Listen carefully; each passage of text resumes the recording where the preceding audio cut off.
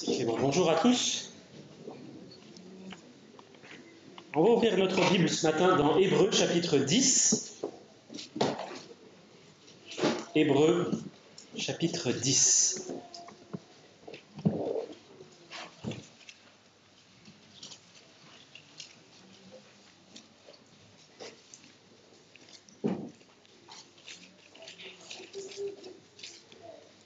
Et nous allons prier, incliner nos têtes devant le Seigneur. Notre Dieu et Père, nous venons devant toi, ouvrir ta parole, recevoir de toi ces merveilleuses instructions. Et nous te prions, comme l'a fait le psalmiste, ouvre nos yeux pour que nous puissions contempler les merveilles de tes ordonnances. Seigneur, ouvre nos yeux, ouvre nos cœurs. On se place devant toi avec simplicité, avec reconnaissance. Et nous voulons avoir un cœur à l'écoute. S'il te plaît, bénis-nous par ta parole. Bénis nos enfants également. Au nom de Jésus. Amen. Amen. Alors le texte qu'on va lire et commenter ce matin, c'est l'un des plus difficiles du Nouveau Testament, assurément l'un des plus difficiles de l'Épître aux Hébreux, les deux plus difficiles. C'est un texte qui est doublement difficile, il est difficile à entendre, parce que c'est un message sévère, et il est difficile à comprendre aussi. Tout le monde ne lui donne pas la même portée, tout le monde ne l'interprète pas de la même manière, mais pour essayer d'en tirer le plus d'instructions possible, pour essayer de le comprendre le mieux possible, il va falloir qu'on fasse la même chose que d'habitude, s'attacher, mais alors s'attacher très fort au contexte dans lequel ce texte a été écrit. Parce qu'il a une portée différente et des instructions fortes de la part du Seigneur. Donc avant de le lire, quelques mots de ce contexte dont on reparle à chaque fois.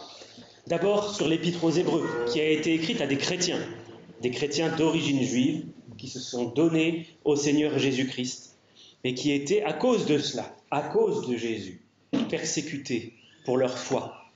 Leurs compatriotes n'avaient pas supporté qu'ils abandonnent leur pratique ancienne du judaïsme pour se tourner vers une pratique différente du judaïsme, mais où Jésus est révélé. Et à cause de la persécution forte et longue dans le temps, ils étaient profondément découragés, au point qu'ils avaient envie de retourner en arrière, de retourner à leur pratique ancienne du judaïsme, de retourner au temple, offrir des sacrifices, de retourner à la synagogue pour la lecture de la parole de Dieu, pour ne plus être persécutés. Ils voulaient simplement retourner en arrière. Et c'est pour ça qu'un homme prend la plume, alors nous on ne le connaît pas, mais eux le connaissaient, pour leur écrire. Et il veut à la fois les encourager, mais aussi les reprendre et leur donner des avertissements très sévères. Il veut les encourager parce que c'est dur d'être persécuté. Mais il veut aussi leur faire un certain nombre de reproches et leur montrer qu'en retournant en arrière de cette manière-là, ils tournent le dos à la plus grande révélation que Dieu ait accordée, la plus grande révélation qu'il accordera jamais. Jésus-Christ, le Fils de Dieu, est descendu. Ça, c'est ce qu'on avait vu au chapitre 1 et 2.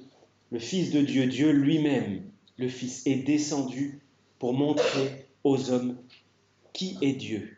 Il est venu en chair pour expier nos péchés.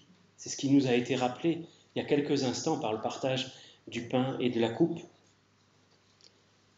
Il leur rappelle que Jésus est plus grand que les anges qui pourtant ont apporté la loi de Moïse. Mais Jésus est bien plus grand qu'eux.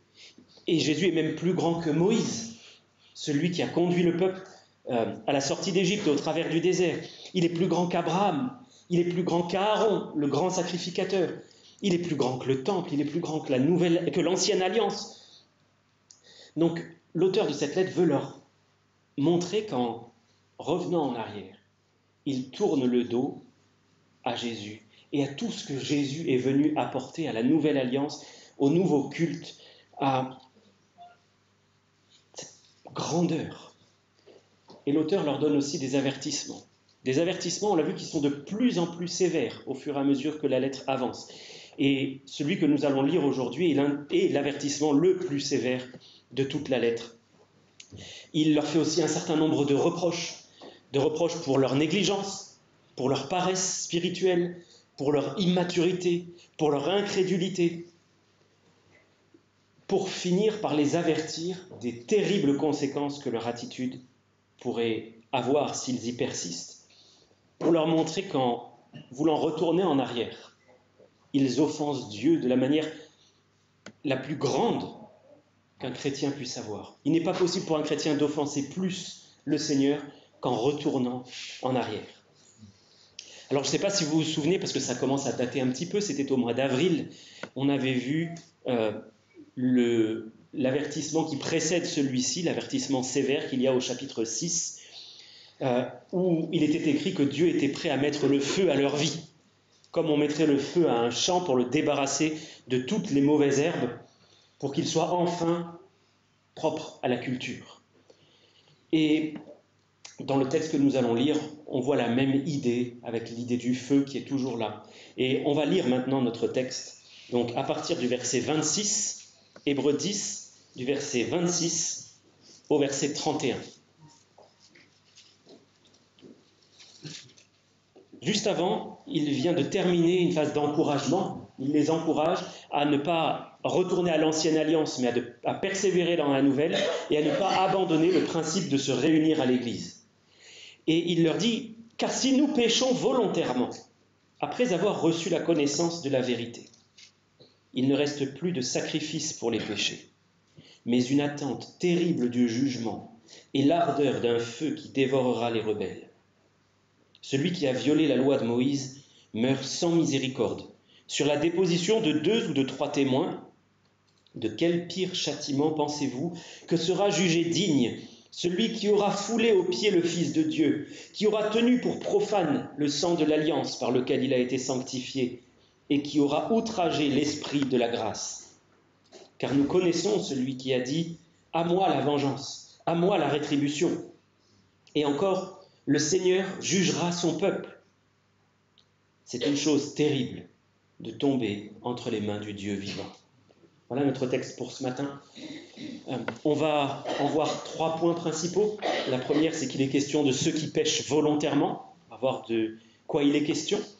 On va voir aussi qu'il est question de 3 choses principales: fouler aux pieds le Fils de Dieu, tenir pour profane le sang de l'alliance et outrager l'esprit de la grâce. On va expliquer de quoi il s'agit. Et on terminera par voir les conséquences de tels actes. Alors j'ai dit en introduction que c'était un passage sérieux, un passage difficile, et oui, parce qu'il est sévère, il est difficile à entendre, mais il nous faut pourtant y prêter l'oreille. Et nous l'avons chanté, je suis heureux qu'on ait chanté ce cantique juste avant d'entendre la parole de Dieu, parce que oui, nous avons besoin que le Seigneur nous fasse connaître ses voies, qui nous conduisent sur ses sentiers, et de recevoir de lui l'instruction. Donc on va commencer par ceux qui pêchent volontairement. De qui s'agit-il? Qui sont ces personnes qui pêchent volontairement? Certains pensent qu'il ne peut pas s'agir de chrétiens au vu de la sévérité de l'avertissement qui suit. Il leur semble impossible que d'authentiques enfants de Dieu reçoivent un avertissement avec des conséquences si sévères. Et pour eux, ça ne peut pas concerner donc des enfants de Dieu, mais des personnes qui fréquentent l'Église de manière peut-être assidue. Je crois pour ma part qu'il s'agit de chrétiens et que cette lettre tout entière est écrite à des chrétiens, comme tout le Nouveau Testament, qui est écrit exclusivement à l'adresse de chrétiens. Et il y a plusieurs indices qui nous le montrent, ne serait-ce que dans le texte que nous avons lu ce matin. On aurait pu reprendre depuis le début de la lettre, mais simplement dans les 6 ou 7 versets que nous avons lus, voyons les indices qui nous montrent qu'il s'agit bien de chrétiens. Au verset 26, l'auteur s'inclut lui-même dans ceux qui peuvent pécher volontairement. Il dit, si nous péchons volontairement. Donc il est possible que des chrétiens pêchent volontairement. Et je crois que si vous êtes comme moi, enfant de Dieu, vous aurez fait ce constat que votre nature charnelle est tellement mauvaise qu'il vous est possible de pécher haut la main et volontairement. Mais ce n'est pas le seul indice qui nous montre que c'est adressé à des chrétiens. Il est question de pécher après avoir reçu la connaissance de la vérité. Donc ce ne sont pas seulement des personnes qui fréquentent l'Église, ce sont des personnes qui ont reçu personnellement la connaissance de la vérité. Et qui est la vérité? C'est Jésus. Ils ont reçu cette connaissance-là. Et au verset 29, il est question de personnes qui ont été sanctifiées par le sang de l'alliance, par le sang du Fils de Dieu. Ils ont été rendus saints par ce sang-là. Cela décrit évidemment des chrétiens. Et enfin, au verset 30, la parole de Dieu nous dit que le Seigneur jugera son peuple. Donc dans le contexte, il est question du peuple de Dieu. Et qui est le peuple de Dieu, si ce n'est, dans le contexte que nous lisons, les chrétiens, de véritables chrétiens qui peuvent pécher volontairement. Et là aussi, il nous faut comprendre ce que ça veut dire dans le contexte de pécher volontairement. Je vous l'ai dit, il m'est déjà arrivé de pécher volontairement, pas qu'une fois. Mais s'il s'agit ici du péché dans son sens le plus large, s'il s'agit de pécher volontairement et par n'importe quel péché, alors il me faut reconnaître que ce texte m'enlève tout espoir, et il enlève tout espoir à tout chrétien qui a un jour péché volontairement. Qu'il ne me resterait donc plus espoir de pardon, plus espoir de miséricorde, et qu'au contraire, la seule chose à laquelle je pourrais m'attendre, ayant péché volontairement, c'est au jugement terrible, au jugement de Dieu, à tomber entre ses mains.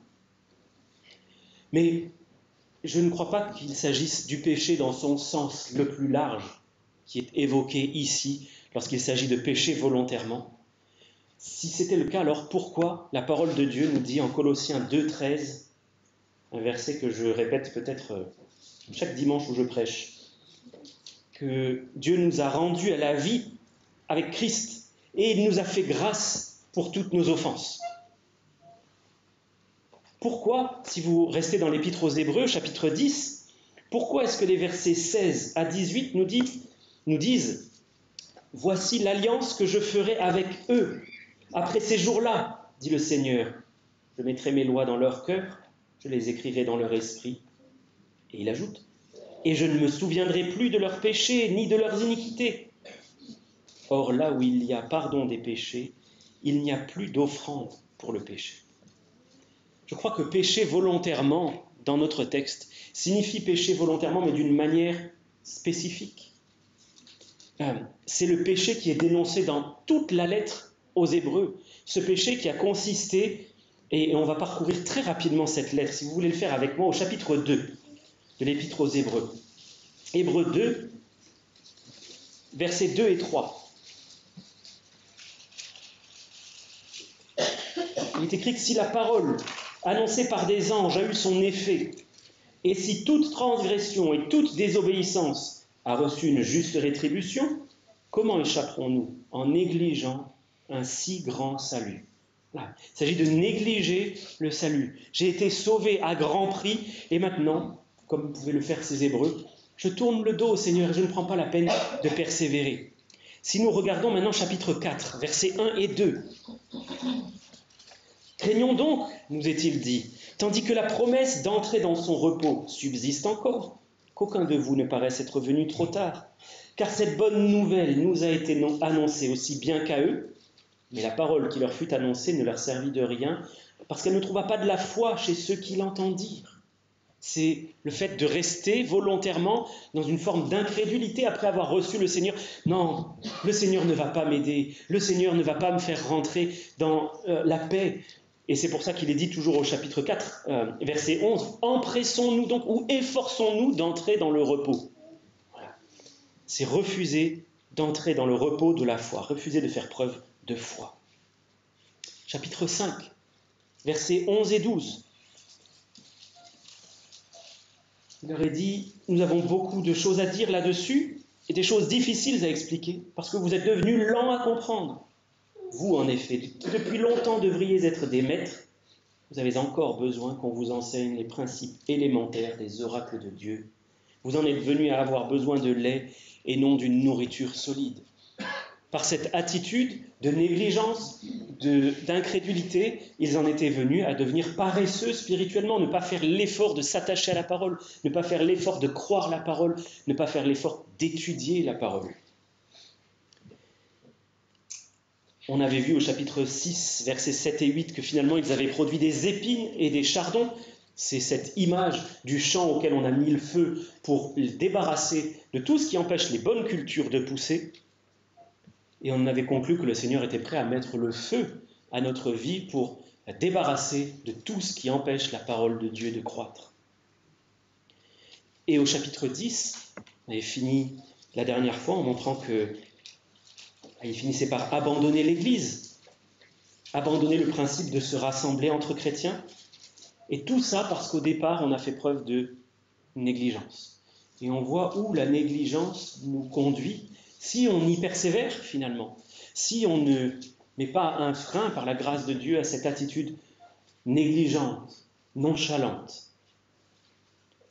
Et les avertissements au fur et à mesure de la lettre sont devenus de plus en plus fermes, de plus en plus sévères pour montrer à ces chrétiens ce qui arrive justement si l'on persévère dans la négligence, dans la paresse, dans l'incrédulité en tant que chrétien, après avoir reçu la connaissance grandiose de l'Évangile, grandiose du Fils de Dieu qui s'abaisse jusqu'à se faire homme, plus bas qu'un homme, même un esclave, et à mourir en croix pour nos péchés, nous qui sommes des impies et des méchants.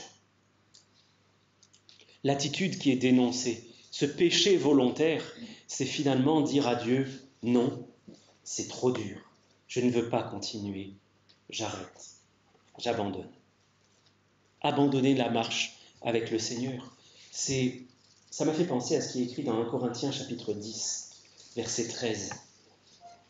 1 Corinthiens 10, 13 nous dit « Aucune tentation ou aucune épreuve ne vous est survenue qui n'ait été humaine. Et Dieu, qui est fidèle, ne permettra pas que vous soyez tentés ou éprouvés au-delà de vos forces. Mais avec l'épreuve et la tentation, il préparera aussi le moyen d'en sortir afin que vous puissiez la supporter. » Pécher volontairement dans le contexte de cette lettre, c'est dire « Non, c'est pas vrai. C'est pas vrai, Dieu ne va pas m'aider. Dieu ne va pas me secourir au moment de la tentation. Le Seigneur Jésus n'est pas ce souverain sacrificateur miséricordieux et compatissant qui vient à mon aide quand je suis dans les moments les plus difficiles. Il n'est pas celui qui m'envoie son secours, le secours de sa parole, le secours de son esprit. C'est dire non à tout ça. C'est lui tourner le dos et fermer la porte. Et dans notre texte, c'est là notre deuxième partie de ce matin, ce péché se manifeste finalement de trois manières. Il est question, au verset 29, d'avoir foulé aux pieds le Fils de Dieu, d'avoir tenu pour profane le sang de l'alliance par lequel on a été sanctifié, et d'avoir outragé l'Esprit de la grâce. Et en ne tenant pas compte de l'immense révélation, de l'immense privilège que Dieu nous fait en nous révélant son Fils, en retournant en arrière, les chrétiens foulent aux pieds le Fils de Dieu. Ils le piétinent. Souvenez-vous, d'où venaient ces chrétiens? Ils étaient hébreux, d'origine juive donc. Ils avaient fait partie du peuple qui avait livré le Seigneur Jésus aux Romains pour qu'il soit crucifié. Ils faisaient partie de ce peuple qui a crié devant Pilate « Crucifie-le, crucifie-le » Lorsqu'ils se sont donnés à Jésus-Christ, ils ont tourné le dos à ce peuple-là. Ils ont dit non, nous ne voulons pas leur être associés. Nous voulons être associés à Jésus. Nous avons foi en lui. Nous croyons qu'il est le Messie envoyé à Israël et envoyé au monde. En retournant en arrière, qu'est-ce qu'ils font? Ils se rangent à nouveau du côté de ceux qui ont foulé aux pieds le Fils de Dieu, de ceux qui ont crié « Crucifie, crucifie !» Et ils piétinent la révélation de Dieu. Je pensais à Jean chapitre 1, verset 18, où il nous est dit que personne n'a jamais vu Dieu. Dieu, le Fils unique, qui est dans le sein du Père, est celui qui l'a fait connaître. En envoyant son Fils, Dieu a voulu se faire connaître par le Fils. C'est le Fils qui nous en donne l'unique et suprême révélation de qui est Dieu. Il a dit « Celui qui m'a vu a vu le Père. Ne crois-tu pas que le Père est en moi et que je suis dans le Père ?» Donc il y a une parfaite égalité entre Dieu le Père et Dieu le Fils. Ils sont égaux en divinité. Et lui tourner le dos, c'est le fouler aux pieds, c'est le piétiner. Celui qui tourne le dos au Seigneur Jésus après l'avoir connu, il nous est dit aussi qu'il tient pour profane le sang de l'alliance par lequel il a été sanctifié. Tout à l'heure, nous avons partagé le pain et la coupe qui représentent le corps et le sang du Seigneur Jésus, qui a été livré pour nous.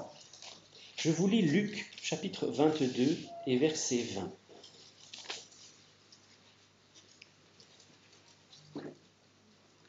Je vais même lire à partir du verset 19. Ensuite, il prit du pain, et après avoir rendu grâce, il le rompit, et le leur donna en disant, « Ceci est mon corps, qui est donné pour vous. Faites ceci en mémoire de moi. » Il prit de même la coupe après le souper, et la leur donna en disant, « Cette coupe est la nouvelle alliance en mon sang, qui est répandue pour vous. » La nouvelle alliance en mon sang, qui est répandue pour vous. L'ancienne alliance, elle avait été faite avec le sang des animaux qu'on avait aspergé sur les ustensiles du culte du temple. La nouvelle alliance, elle a été scellée non pas avec le sang des taureaux, des boucs, des agneaux, mais avec le sang du Fils de Dieu. Il a scellé une alliance par son propre sang, répandu pour nous. C'est par ce sang, nous dit l'apôtre Jean, que nous sommes purifiés. Ce sang nous purifie de tout péché.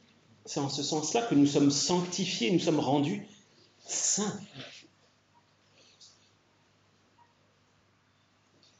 Cette alliance, on en a lu quelques termes il y a un instant dans Hébreux 10. Je mettrai mes lois dans leur cœur, je les écrirai dans leur esprit. Il ajoute, je ne me souviendrai plus de leurs péchés, ni de leurs iniquités. Péchés entièrement effacés. Dieu refuse de les faire remonter à sa mémoire. De telle sorte que, si l'on vient l'interroger au sujet de nos péchés, de quoi parles-tu ? Ces péchés-là ont été expiés.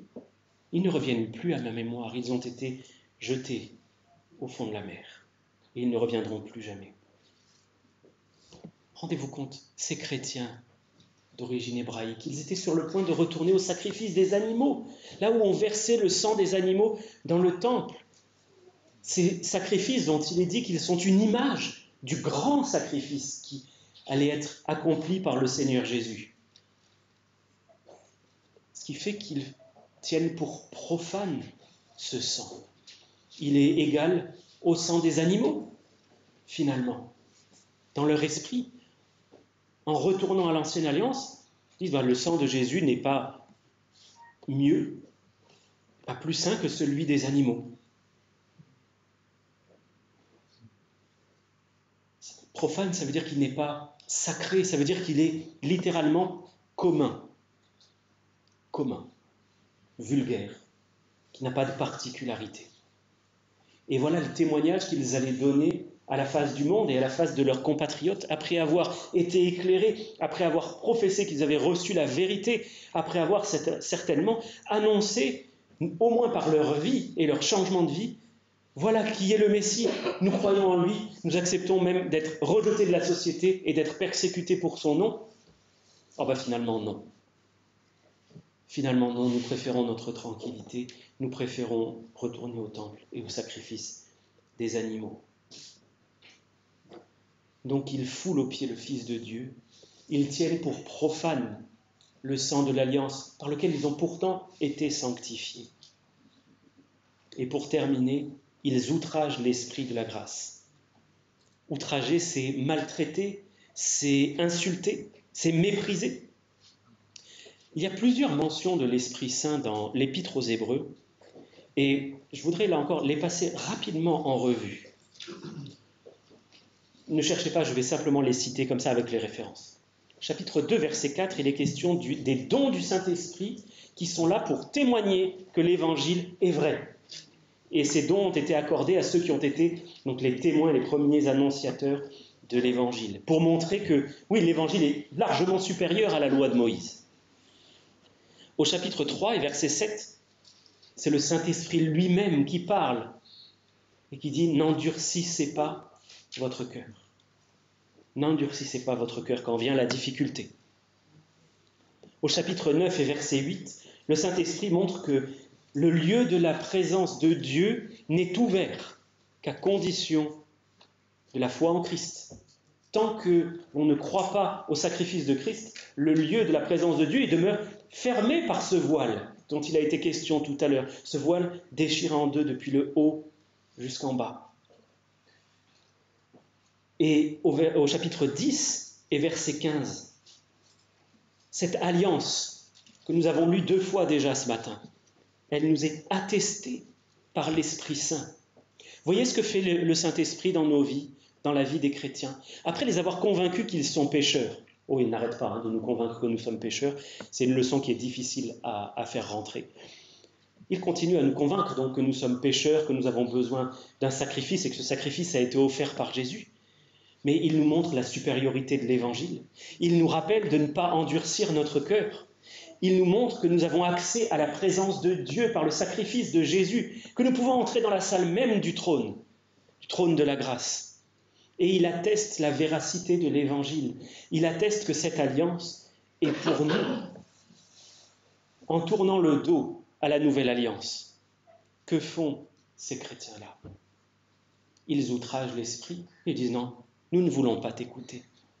Nous ne voulons pas t'entendre. Cet esprit qui est là pour les fortifier intérieurement, pour leur apporter du secours quand ils en ont besoin, dans les moments de tentation, dans les moments d'épreuve. Non, je ne veux pas écouter. C'est pour ça qu'il est dit, si vous entendez sa voix, la voix de l'esprit, n'endurcissez pas votre cœur.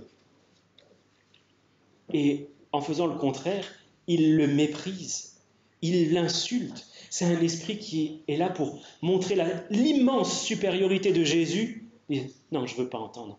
Non, je ne veux pas écouter. Je ferme mon oreille, je ferme mon cœur. Et tu as le pardon des péchés. Tu vas avoir une force surnaturelle pour faire face aux difficultés, comme l'a annoncé le Seigneur. Ce dont vous aurez besoin vous sera donné à l'instant même. Non, je ne veux pas écouter, c'est trop dur, je retourne en arrière. Notez que c'est l'esprit de la grâce dont il est question ici. L'esprit qui vient parler à nos cœurs de la bonté, de la grâce du Seigneur, qui nous fortifie, qui nous assure le secours au temps opportun. Cette grâce qui nous est donnée, non pas en avance, mais instant après instant.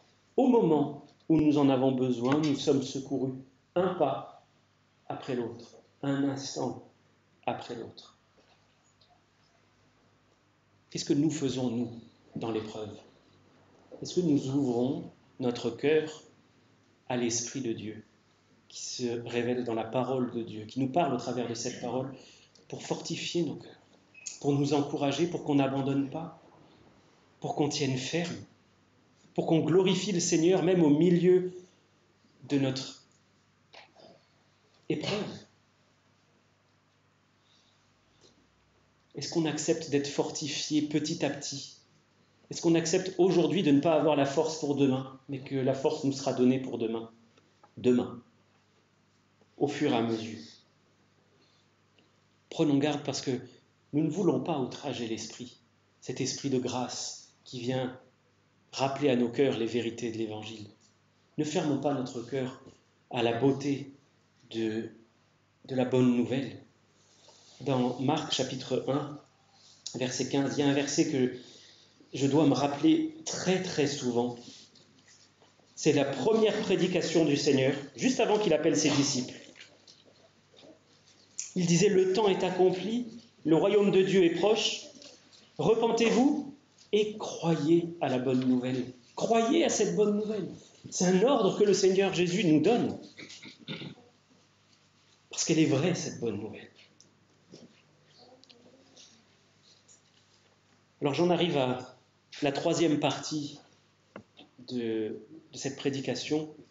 Que risque-t-il de leur arriver donc à ces chrétiens rétrogrades, ces chrétiens récalcitrants? La première des choses qui leur est dite, c'est qu'il ne reste plus de sacrifice pour les péchés, mais l'attente terrible du jugement et l'ardeur d'un feu qui dévorera les rebelles. Ces chrétiens, ils ont tourné le dos d'abord à l'ancienne alliance, et puis maintenant ils tournent le dos à la nouvelle. Dans un premier temps, ils ont dit non, la nouvelle alliance ne vaut pas la nouvelle. Les sacrifices d'animaux ne pourront jamais nous purifier. On veut le sang de Jésus qui purifie de tout péché. Et maintenant, ils se détournent du sang de Jésus qui purifie de tout péché pour retourner à ce dont ils ont dit que ce n'est pas efficace. Quel sacrifice leur reste-t-il pour les péchés maintenant qu'ils ont tourné le dos au sacrifice ultime qu'est Jésus? S'ils ont reconnu qu'ils sont pécheurs et qu'ils méritent le châtiment éternel, en tournant le dos au sacrifice, ils doivent reconnaître que quelque part, ce qui devrait les attendre, c'est j'ai pas de sacrifice pour mes péchés. Je n'ai pas de sacrifice pour mes péchés. Il ne me reste qu'à attendre le jugement et l'ardeur d'un feu qui dévore les rebelles. Dans l'Ancien Testament, quand quelqu'un du peuple enfreignait la loi, il est dit qu'il était mis à mort sans miséricorde sur la déposition de 2 ou de 3 témoins. On a plusieurs exemples de cela. Et j'ai pensé surtout à Akan. Akan, dont l'histoire se trouve dans le livre de Josué. Je voudrais qu'on y jette un œil, s'il vous plaît. Dans le livre de Josué,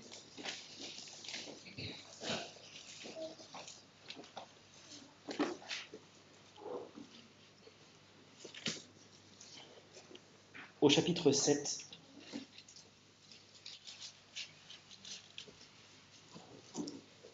Akan, c'est un homme qui a bravé l'interdiction faite au peuple de prendre du butin lors de la prise de Jéricho. C'est un rebelle. Il avait pris un beau manteau, de l'argent, il avait caché ça dans sa tente et ça avait entraîné un interdit sur tout le peuple. Dieu n'avait pas pu bénir son peuple à cause de cela. Et finalement, il a été pris par le jugement de Dieu. Il a été désigné coupable. Et je vous lis ce qui est écrit à partir du verset 24 de Josué 7. Josué, tout Israël avec lui, prirent Akan, fils de Zérak, l'argent, le manteau, le lingot d'or, les fils et les filles d'Akan, ses bœufs, ses ânes, ses brebis, sa tente et tout ce qui lui appartenait. Et ils les firent monter dans la vallée d'Akkor. Josué dit, « Pourquoi nous as-tu troublés? L'Éternel te troublera aujourd'hui. » Et tout Israël le lapida, on les brûla au feu, on les lapida, et l'on éleva sur Akan un grand monceau de pierres qui subsiste encore aujourd'hui. Ils ont été brûlés, lapidés, l'ardeur d'un feu qui dévore les rebelles. C'était un châtiment sur cette terre qui montrait la sévérité de Dieu et le fait que Dieu n'est pas prêt à tolérer cette rébellion. Alors, dans notre texte d'Hébreux 10, il dit que celui qui a violé la loi de Moïse meurt sans miséricorde sur la déposition de 2 ou de 3 témoins. Eux ont été lapidés et brûlés sans aucune miséricorde et par ordre de Dieu. Il y a aussi eu un homme qui a été pris en train de ramasser du bois le jour du sabbat, qui a été mis à mort sur ordre de Dieu. Dans la Nouvelle Alliance, nous pourrions aussi trouver des châtiments exemplaires, comme Ananias et Saphira, qui ont été mis à mort en un instant par le Seigneur, parce qu'ils avaient menti au Saint-Esprit, nous dit la parole de Dieu. Alors oui, Dieu juge son peuple, et il juge l'Église aussi. Nous n'avons pas le temps de le faire ce matin, mais nous pourrions passer en revue les lettres aux 7 églises dans l'Apocalypse.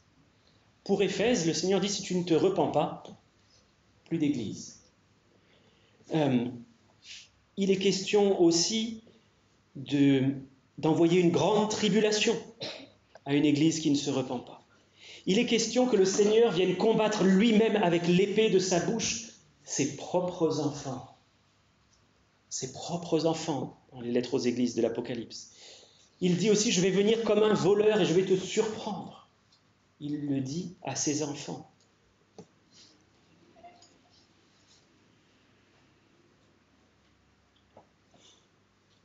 La mort terrestre n'est pas le pire des châtiments de Dieu. Ce n'est pas le pire. Regardez comment Dieu, dans l'Ancien Testament, a puni son peuple qui avait persévéré dans la désobéissance et dans l'incrédulité.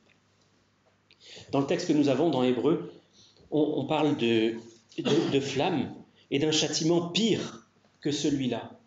Mais considérons comment Israël a été châtié. Ils ont été déportés, exilés, massacrés, réduits en esclavage, parfois contraints à manger leurs propres enfants, à manger des excréments pour survivre, livrés à la famine. Ils ont été livrés à la maladie, à des terreurs, à des angoisses terribles. Pourquoi? Parce qu'ils avaient offensé celui qui les avait fait sortir d'Égypte. Et nous, qui avons une révélation encore plus grande qu'eux, nous oserions nous détourner de Dieu, le fouler aux pieds, tenir pour profane ce sang précieux qui a été versé pour nous, pour nos péchés. Parce que ce n'est pas par de l'argent ou de l'or qu'on a été racheté, nous dit la parole, mais par le sang précieux de Christ. Croyez-vous que le Dieu saint qui a donné son Fils soit prêt à endurer de la part de ses enfants un tel outrage sans répondre, sans les châtier? Dieu prend très au sérieux notre fidélité et notre marche avec lui, notre persévérance dans la foi. Il tient à ce que nous persévérions, à ce que nous avancions pas après pas. Et il n'est pas question qu'il se laisse mépriser par ses enfants. Dans la parole de Dieu au chapitre 4 de 1 Pierre, versets 16 et 17, 16 à 18 même. 1 Pierre 4, versets 16 à 18. Il dit que si quelqu'un souffre comme chrétien, qu'il n'en ait point honte, que plutôt il glorifie Dieu à cause de ce nom. Car c'est le moment où le jugement va commencer par la maison de Dieu. Or, si c'est par nous qu'il commence, quelle sera la fin de ceux qui n'obéissent pas à l'évangile de Dieu? Et si le juste se sauve avec peine, que deviendront l'impie et le pécheur? Dieu fait une distinction entre ceux qui appartiennent à son peuple et ceux qui ne lui appartiennent pas. Mais il est prêt à juger son peuple avec la plus grande sévérité lorsque son peuple l'outrage à la face du monde. Vous savez, Dieu a choisi Israël pour être une lumière parmi les nations, pour montrer qu'il n'y avait pas de peuple semblable à celui-ci qui ait des lois parfaites. Israël a échoué dans ce témoignage-là et Dieu l'a jugé sévèrement. Regardez avec moi, et nous terminons avec cela, dans Deutéronome 29, versets 24 et 25. Deutéronome 29, versets 24 et 25.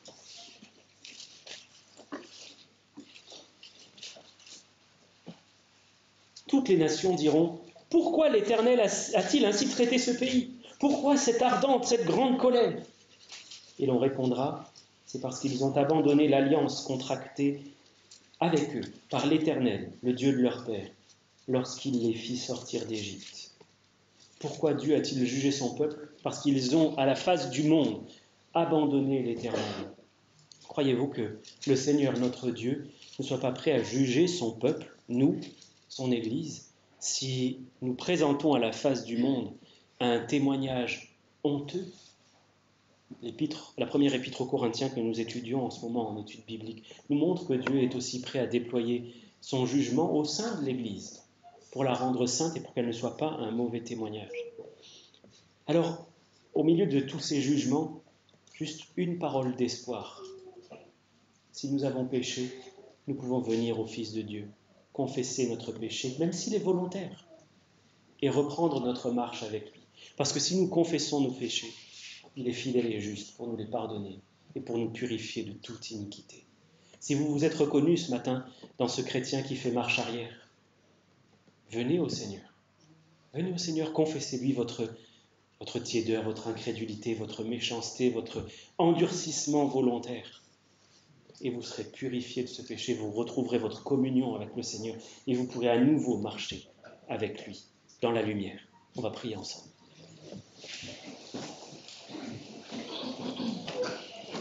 Seigneur Dieu, tu es saint, si saint que tes yeux ne peuvent voir le mal. Et je crois que tu ne le supportes pas, il est si étranger à ta nature. Toi qui es bon, la miséricorde durera toujours, toi qui es saint, saint, saint. Que te dire, Seigneur? Parce que tous, à un moment ou à un autre, nous avons péché. Volontairement, nous avons tourné notre dos. Nous n'avons pas voulu entendre, pas voulu écouter. Seigneur, fais grâce et pardonne. Éclaire-nous encore par ta parole. Donne-nous une oreille attentive à ton esprit, que nous ne fermions pas nos cœurs. Je t'en prie, Seigneur, pour que ton Église brille. Brille, pas parce qu'elle brûle de ton jugement, mais qu'elle brille de ta lumière. Fais-nous grâce, Seigneur, afin qu'à ton retour, nous soyons trouvés tels que tu le veux. Fais-nous progresser. Merci pour ta patience. Merci parce que tu ne veux pas que le méchant meure, mais qu'il change de conduite et qu'il vive. Fais ton œuvre encore et poursuis-la au nom du Seigneur Jésus-Christ, notre Seigneur et Sauveur. Amen.